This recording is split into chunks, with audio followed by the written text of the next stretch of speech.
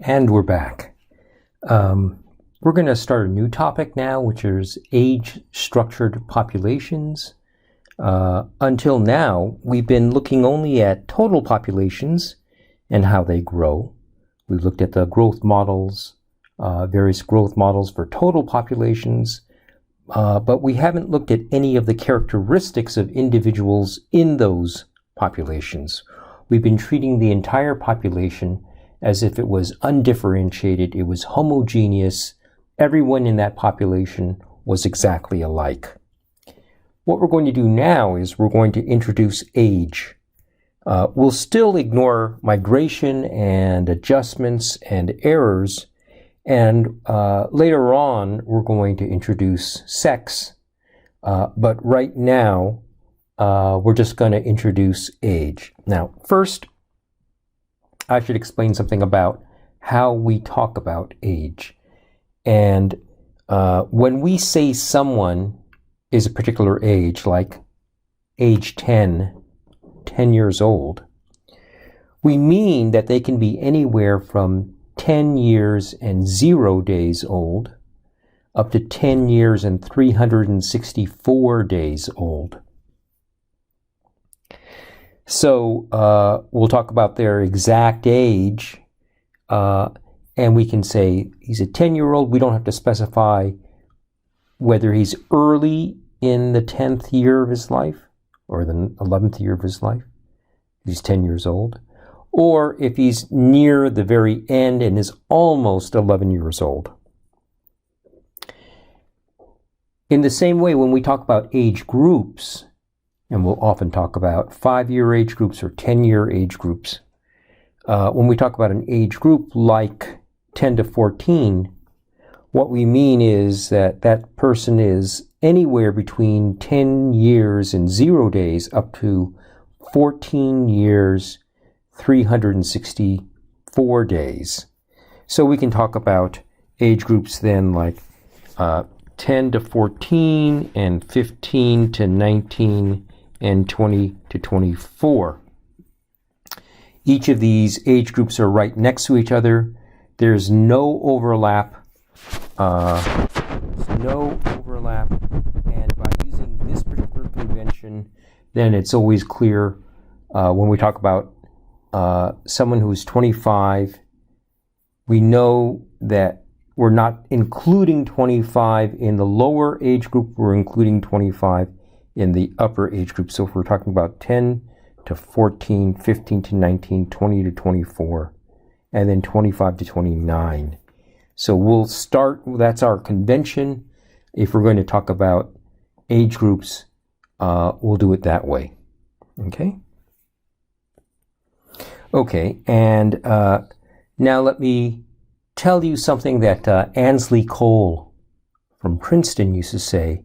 And he said, all of the subtleties of demography are based on the fact that each year you can grow at most 1 year older. And let me just do this, draw a little graph here. We have time here, the year, and we have age here.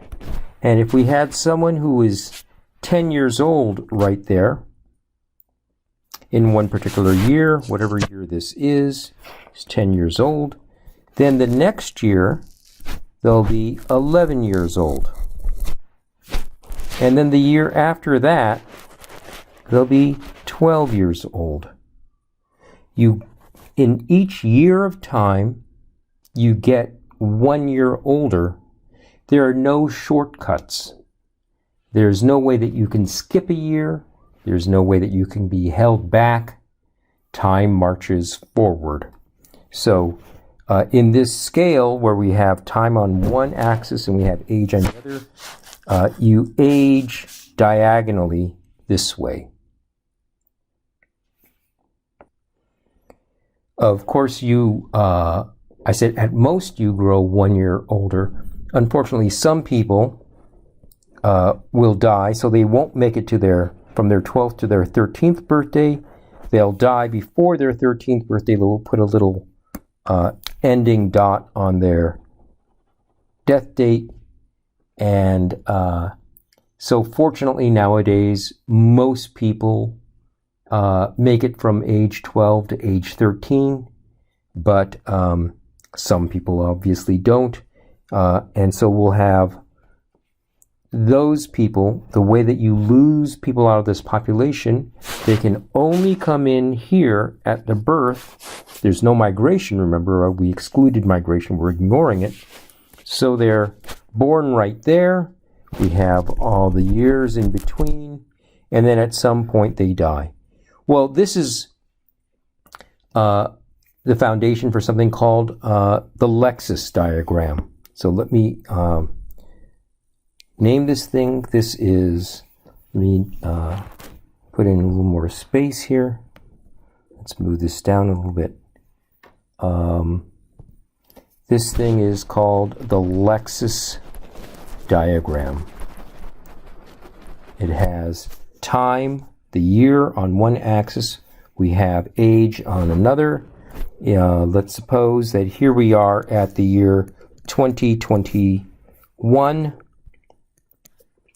Let's go back here to the year, well, actually I should make it clear. There's 2020. Let's make this right here 2010. Let's make this right here 2000. And then we have years that go backwards, 1990, 1980, and so on. Now, if you were, let's see, this is 10 years. This is age 10. This is age 20. This is age 30. I'll put age over here. Then if you were 20, we know one thing. If you know that you are 20 years old in the year 2020, that's a person who is 20 years old in 2020, we know that that person must have been born back here in 2000, and that they were 10 years old in the year 2010. And then we also know that in the year 2021, if they're still alive, they're going to be right there. They're going to be 21 years old. Each person grows, as I said before, they grow diagonally. They have a lifeline. If you knew what year they were born, you could tell exactly when they reached age 10 or when they reached age 20. So we have lots of people. We have many of these lifelines. Some of them go back, way back here. And here we are at 2021. So I was born way, way back that way. So we have many of these lifelines. Some lifelines are long. Some lifelines, unfortunately, are short. So maybe there's someone here who was born there and then died at that age, at maybe age 5. And then some lines, they were going back way, let me move this over to the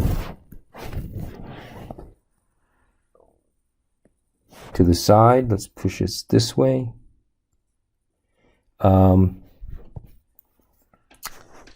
So if we were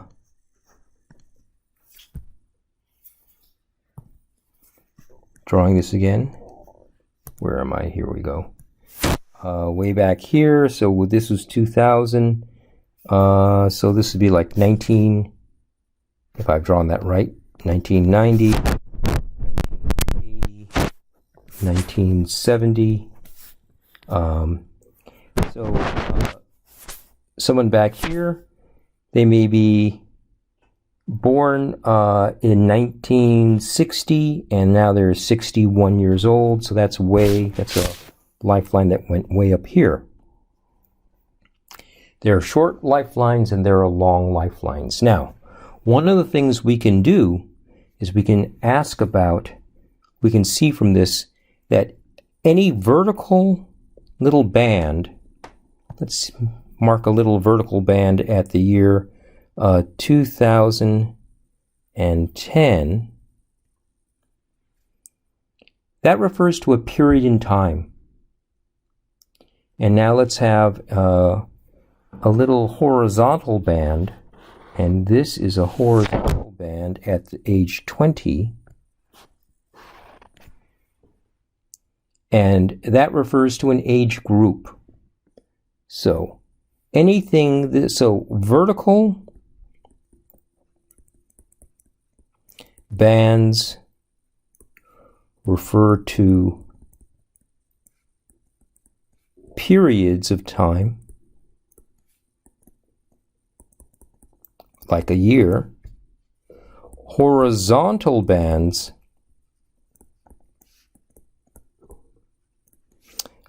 denote age groups.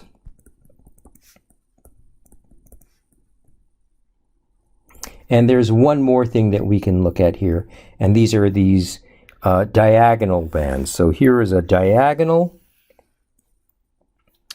and that refers to someone, in this case, who was born, all the people who were born in the year 1975. In 1975, we would know that they were about 46 years old this year. So this would be a 46 out here. And so we say diagonals are what we call birth cohorts.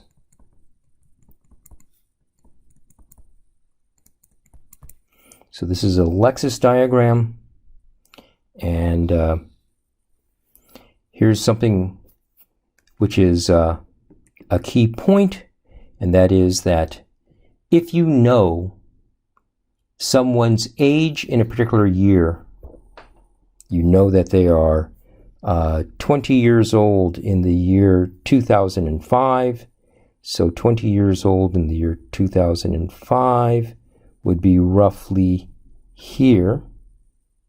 What about there? Then we know that they must have been born in 1985, and so they are part of the 1985 birth cohort. Okay?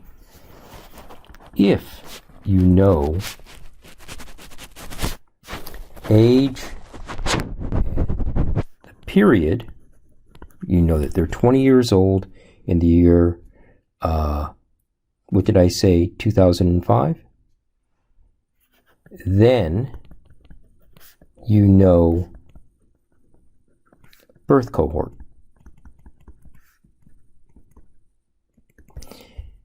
If you know birth cohort and you know the year, then you can figure out the age.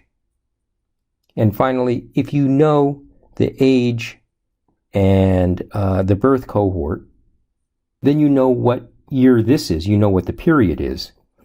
So of these three, they're all interconnected. If you know any two, you can figure out what the third one is. So we are often going to flip between age, period, cohort, and we can talk about, soon we're going to talk about age, period, and cohort effects, and how to, in particular, we're going to start talking about period and cohort mortality and period and cohort fertility for a particular age. So that's where we're going. Let me, before we get there, let me redraw this Lexis diagram one more time. And we have year here, we have age here, and we have lots of these diagonal lines. And in this case, some of them are long, some of them unfortunately are short. There are lots and lots of these lines. It's quite dense. If there are 7.5 billion people, 7.7 billion people, and if the average growth, the average birth rate across the entire world. I'm not sure what the average birth rate across the entire world is at this moment. Let's say it's some number like 12 per thousand, 1.2%. That means that there are close to 80 million people born. Do I have that right?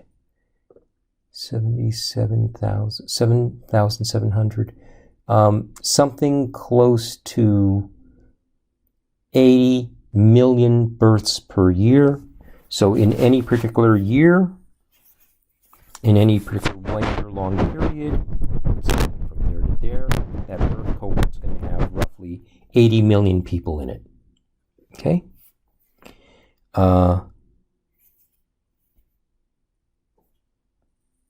Here's what we're going to do.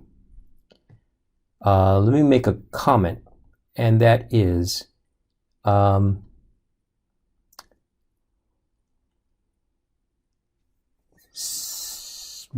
of the things we can do with this kind of Lexis diagram.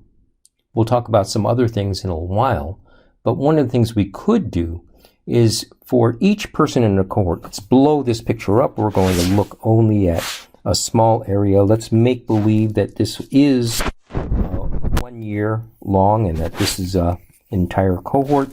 Anyone here that was born was in a particular birth cohort. We can put this way back in time. So let's say that all of these people were born in the year 1940. So this is like the 1940 birth cohort. We're following throughout time. Anyone who was born in 1940 today is going to be 81 years old. So we're out here, way out to the right, and anyone who is still alive is 81. And I was picking a date way in the past because I want to track these people over time and count up how many kids they have. And now we can count these events. Some of these people, unfortunately, died young and they had no kids. Others, I'm going to put it in a different color, they lived for a long time, and let's say they had a kid right there, and let's say this person had 2 kids, 1 kid right there and 1 kid right there. And this person lived for a long time but had no kids. And this person lived for a relatively short period of time and then died at that point and happened to have had a kid right there. In each, because we have their age and we have the year that they're born, we could find out when those children were born. We can mark them in these red dots. Now, we can take each of those red dots and we can follow them down and we can find out what year they were born. Okay? And they themselves will also have lifelines. So these are the lifelines of the second generation. Okay? So we have these dots, these red dots. So this is the next birth cohort. Some of them, maybe this one had a birth way out here. So this is another lifeline for the second generation. We could do the same thing for a third generation. So we could see this person had 2 kids here, this person had 1 kid here, and this person died before they had any kids, so no kids. And this person had lots of kids. Let's say this person had 5 kids here, here, here, here, and way out there. Okay? So we're going to count these.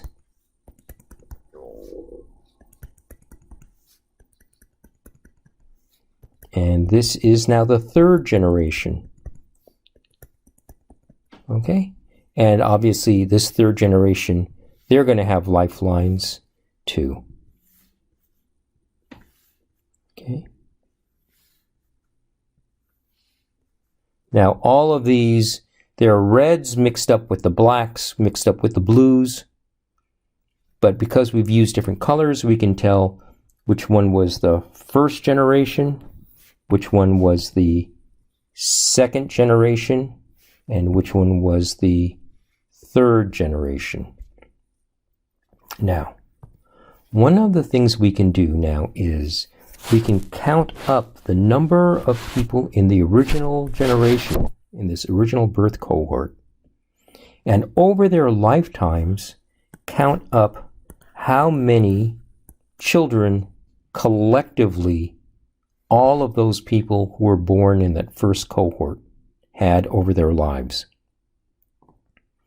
So we can start with a particular birth cohort, follow them over time,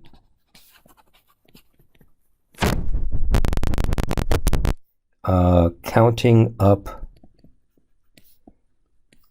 all the kids collectively they had. As I said, some died young and had no kids. Some lived for a really long time but also had no kids. Some had several kids. Some had one child. So we're going to count up all of the people in the initial cohort and count up all of their kids. And now we can look at the ratio of the second generation, these red dots. So we're going to look at the ratio of all second generation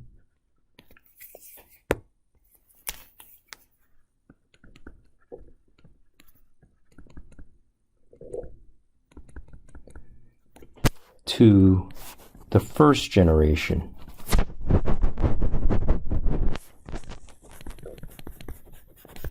We can do the same thing for the second generation, and we could look at the ratio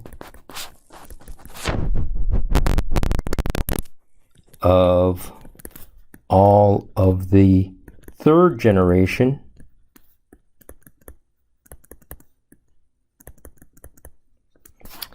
to the second.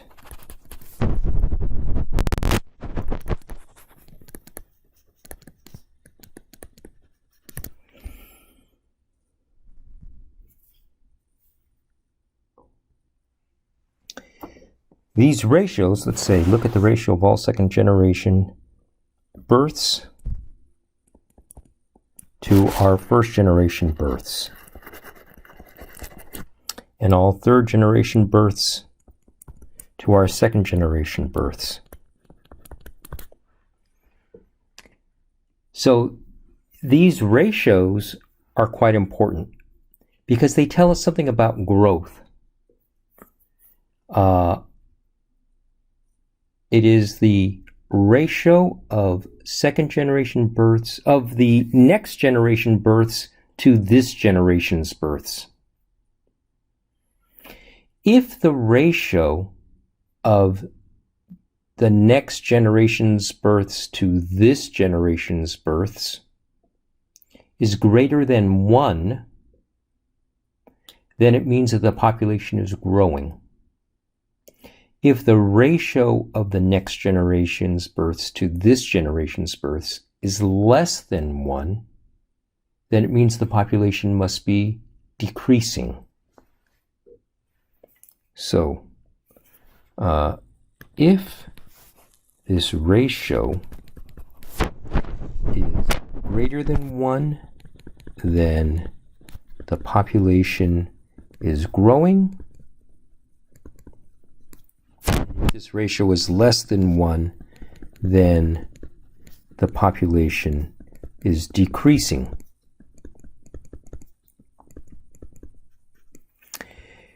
We call this ratio, we give this ratio a name, and we call that the net reproduction ratio. And we call that, we abbreviate that the NRR. And the NRR, if you think about it, it is the ratio of the number of births in the following generation generated by the numbers of people in this generation. In demography, we call this the net reproduction ratio, or the NRR. In epidemiology, this thing is known as R0. That's a 0, and we pronounce that R0. And you've been hearing about R0 because that is exactly what they've been talking about when they talk about the spread of COVID-19. R0 in epidemiology is exactly equivalent to the NRR in demography. R0 in epidemiology is exactly equal to the NRR in demography. As a matter of fact, the NRR was first proposed in demography at the end of the 19th century. It was really developed in the first 20 years or so of the 20th century. One of the more important descriptions about NRR was written in demography in 1925 by Lotka and Sharp. And this concept, introduction of this concept of the reproduction number, R0, in epidemiology, was really pioneered by two guys in England named May and Anderson. And that was in 1979. They convened a large conference and explored the use of R0 in epidemiology. So let's going to stop here. We're going to pause here, and we're going to come back in another video starting off at this point.